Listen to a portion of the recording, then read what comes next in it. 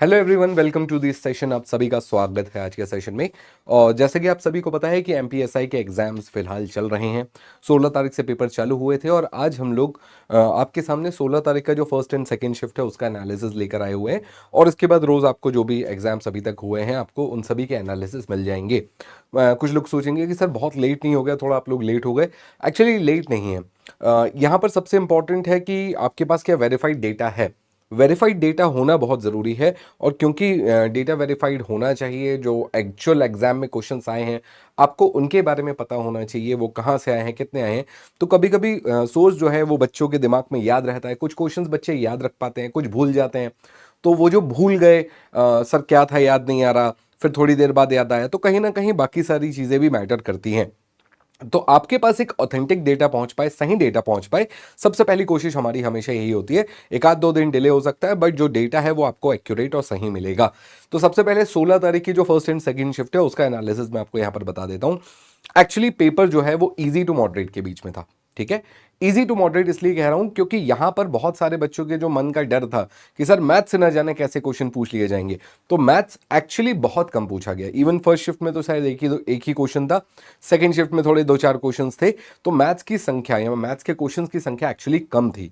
अब कहां पर वेटेज बढ़ा उस पर बात कर लेते हैं। कुछ सरप्राइजिंग एलिमेंट्स भी थे, जैसे भले सिलेबस में लिखा हो हिंदी एंड इंग्लिश और वो भी कॉम्प्रिहेंशन लिखा था, बट फिर भी हिंदी एंड इंग्लिश ग्रामर भी यहां पर अच्छी खासी पूछी गई है। एक्टिव पैसिव वॉइस और बाकी सारे जो टॉपिक्स होते हैं इंग्लिश और हिंदी ग्रामर के, वो भी यहां पर इंक्लूड किए गए हैं। तो यहां पर आपको सबसे पहले तो यह समझना है कि जो एग्जैक्ट सिलेबस था, क्या एग्जैक्ट सिलेबस के हिसाब से आया तो नहीं। इंग्लिश कॉम्प्रिहेंशन लिखा था बट इंग्लिश का ग्रामर पार्ट भी पूछा, हिंदी कॉम्प्रिहेंशन लिखा था बट हिंदी का ग्रामर पार्ट भी पूछा। कहीं पर ये कोई डिस्ट्रीब्यूशन तो था नहीं कि कहां से कितने क्वेश्चंस आए थे, तो उस पर हम बात नहीं कर सकते। कि हाँ मैथ्स लिखा हुआ था तो मैथ्स से एक दो तीन चार क्वेश्चंस थे तो थे। रीजनिंग का वेटेज अच्छा खासा था। रीजनिंग से आपको 10 से 12 क्वेश्चन, किसी शिफ्ट में 6 क्वेश्चन, किसी में 7, किसी में 10 क्वेश्चंस आपको देखने मिल रहे हैं। इसके बाद जो मेजर वेटेज है वो कहीं ना कहीं current affair, computer, polity, geography, history, ये सब्जेक्ट्स लेकर जा रहे हैं। तो आने वाले जो बच्चे हैं जिनको पेपर देना है वो इन बातों का थोड़ा सा ध्यान रखेंगे कि आपको किन एरियाज पर फोकस करना है। तो जैसा कि मैंने आपको बताया कि भाई बहुत कठिन नहीं है पेपर, बट फिर भी हमें इन बातों का ध्यान रखना पड़ेगा कि कौन कौन से सेक्शंस पूछे जा रहे हैं। तो अगर आप मैथ्स का टेंशन ले रहे थे तो मेरा पहला पॉइंट जो है वो यहां से यही है कि अगर आप मैथ्स का सेक्शन का टेंशन ले रहे थे तो सबसे पहले आपको मैथ्स का टेंशन छोड़ देना है। ठीक है, मैथ्स का टेंशन छोड़ दो। क्या बहुत ज्यादा क्वेश्चन आ रहे हैं तो नहीं, बहुत ज्यादा क्वेश्चन नहीं आ रहे हैं मैथ्स के, तो आपको यहां पर मैथ्स का बहुत ज्यादा टेंशन नहीं लेना है। मैथ्स के लगभग लगभग मैं आपको एक ऑन एवरेज बता दे रहा हूं कि मैथ्स के कितने क्वेश्चन पूछ रहा है। ठीक है, मैथ्स के लगभग लगभग एवरेज निकाल लूं तो 4 से 5 क्वेश्चन, एवरेज की बात कर रहा हूं। हो सकता है किसी शिफ्ट में एक क्वेश्चन हो सकता है किसी शिफ्ट में 6 क्वेश्चन आ जाए, किसी में 5 आ जाए, किसी में 4 आ जाए। तो मैथ्स के क्वेश्चन एक्चुअली कम है और ये एक अच्छी चीज है जिन बच्चों को मैथ्स से डर लगता है। बट रीजनिंग रीजनिंग का एक ठीक ठाक वेटेज रखा हुआ है 10 से 12 क्वेश्चंस का। ठीक है, ऑल्दो ये भी शिफ्ट बाय शिफ्ट डिफर होता रह रहा है कि यहां पर कोई फिक्स नंबर नहीं है कि रीजनिंग के 10 क्वेश्चन पूछेगा या 5 क्वेश्चन पूछेगा। ये भी वेरी हो रहा है, एक एवरेज बता रहा हूं।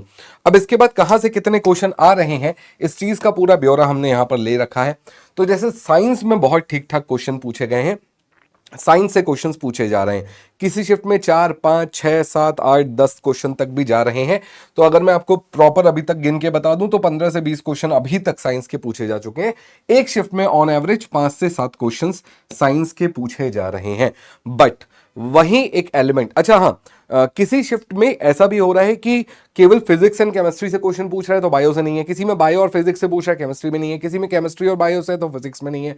तो अब आप यहां पर एग्जैक्टली प्रिडिक्ट नहीं कर सकते कि क्या आएगा। आपको रेडी हमेशा पूरे के लिए रहना पड़ेगा। पूरा साइंस आपने पढ़ा ही होगा, तो साइंस में आपको सारे सेक्शंस के लिए रेडी रहना पड़ेगा। एग्जैक्ट यहां पर ये बताना मुश्किल है कि कहां से कितने क्वेश्चंस आएंगे, बट साइंस से आप ऑन एवरेज मान के चलो कि 5 से 7 क्वेश्चंस आपके साइंस के पूछे जाने ही जाने हैं। मेन जो वेटेज है कहीं ना कहीं वो करंट अफेयर लेकर गया है। ऑन एवरेज हर शिफ्ट में 10 से 12 क्वेश्चन करंट अफेयर से हैं और जो करंट अफेयर का डेटा है वो भी 2025-25 का भी पूछ ले रहा है।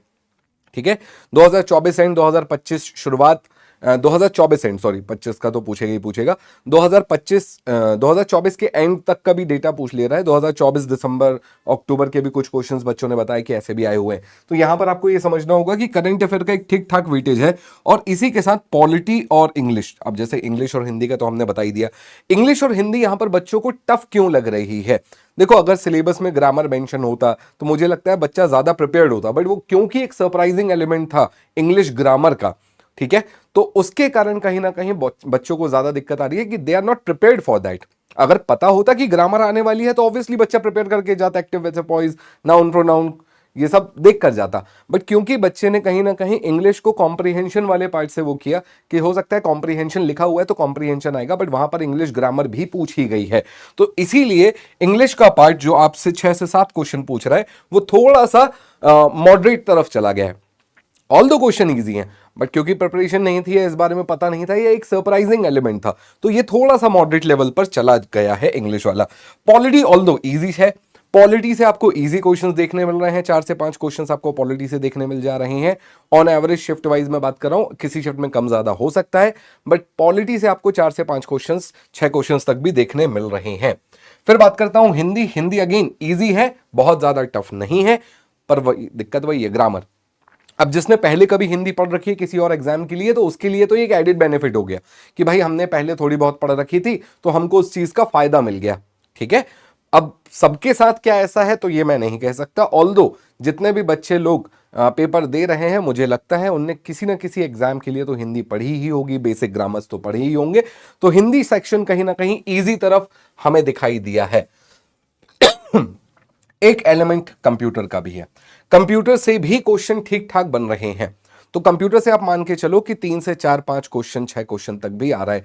किसी शिफ्ट में 3 क्वेश्चन है, किसी में 5 है, किसी में 6 है, तो कंप्यूटर्स भी आपको एक बार देखकर जाना है। कंप्यूटर से भी ठीक ठाक क्वेश्चन यहां पर दिख रहे हैं, ऑल्दो कंप्यूटर के क्वेश्चन इजी टू मॉडरेट ही है, मॉडरेट भी नहीं मैं बोलूंगा, इजी ही क्वेश्चन बोलूंगा मैं। कंप्यूटर के क्वेश्चन इजी हैं, अगर आपने एक बार भी कभी कंप्यूटर पढ़ा है अपने जीवन में, बेसिक्स भी पढ़े हैं, तो आप कंप्यूटर के क्वेश्चंस बड़े आराम से बना सकते हो। ज्योग्राफी 4 से 5 क्वेश्चन मॉडरेट लेवल पर है, बहुत ज्यादा टफ नहीं है। मैथ्स के जैसा बोला 0 से 6 क्वेश्चन, कभी 5 कभी 4, और ये भी इजी लेवल पर ही है।